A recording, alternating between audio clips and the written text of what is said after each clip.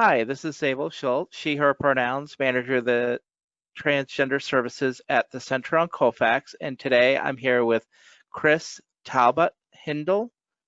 Did I pronounce that correctly? It's Talbot Heindl.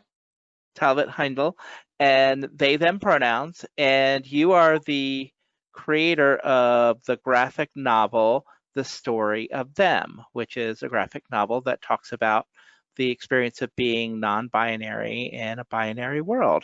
How are you doing today, Chris? I'm doing all right. Good. How are you? Good. So tell us a little bit about your work. Okay, well, for the story of them, I created a couple of characters based on some friends of mine and their stories. So, kind of how this came about is I used to do a comic to help people know like what kinds of things are harmful to say to non-binary individuals because there's a lot of microaggressions, and I know if you don't live that experience, you might not know what they are. Right. So I started this comic and then got asked to expand it and make it into something that people could read independently. And so that's kind of how it started. We have these 7 characters from different backgrounds, and they all see the same affirming therapist, and they tell her about microaggressions and macroaggressions they experienced and how they dealt with it and how they wish things would have gone. That's really nice. How long have you been creating illustrations and comics? Um, Illustrations probably maybe 2001, Hmm. but comics relatively newer, I'd say like 2015 or so. And do you have a online website where where you have your comics? Do you have an online comic or? Yeah, well, I'm on Tapas, and then I have a link to that on my website, which is just my last name. Mhm. It's talbot HEINDL.com. So there's a link for the story of them, and then there's some more of my comics there too. Great, great. How did you get into creating comics? What was your inspiration? I'm really bad at talking in person. So I have a lot to say and I get tongue tied and confused a lot of the time, especially when meeting face to face with a microaggression. So all these things go through my head that I'm sure my therapist will help me unravel. But part of it is that like I can't address it in the moment.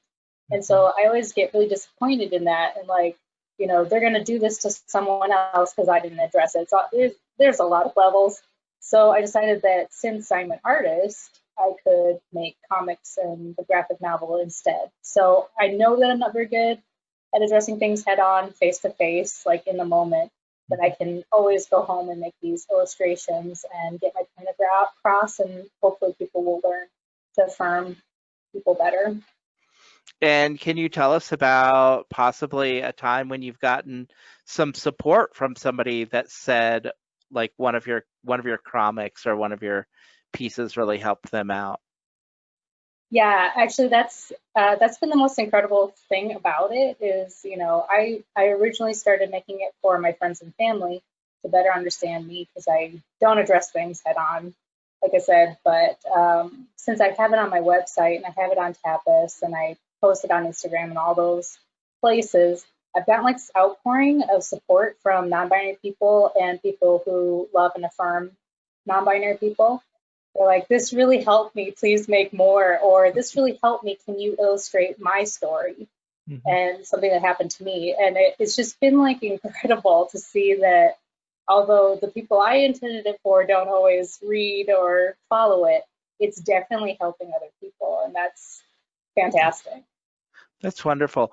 Is there one piece of advice or that you might suggest for anybody who's wanting to support non-binary people in their life? Yeah, I think the biggest thing is, you know, understand that your non-binary person that you care about is going through a lot. The whole world is set up for this binary system, and they're not affirmed in their day-to-day life, and so they may like blow up at something that you might think is small, but it's maybe the 100th or 200th thing they've experienced that day. So, you know, they are going through a lot.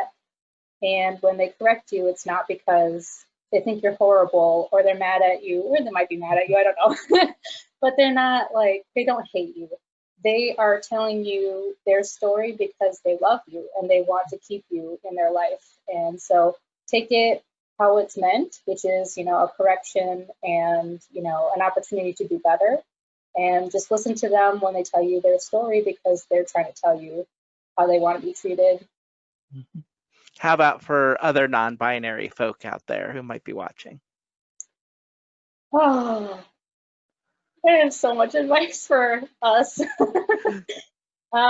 Just know that even if it takes some time, I think you'd be surprised how many people love you and want to affirm you and just don't know the right words.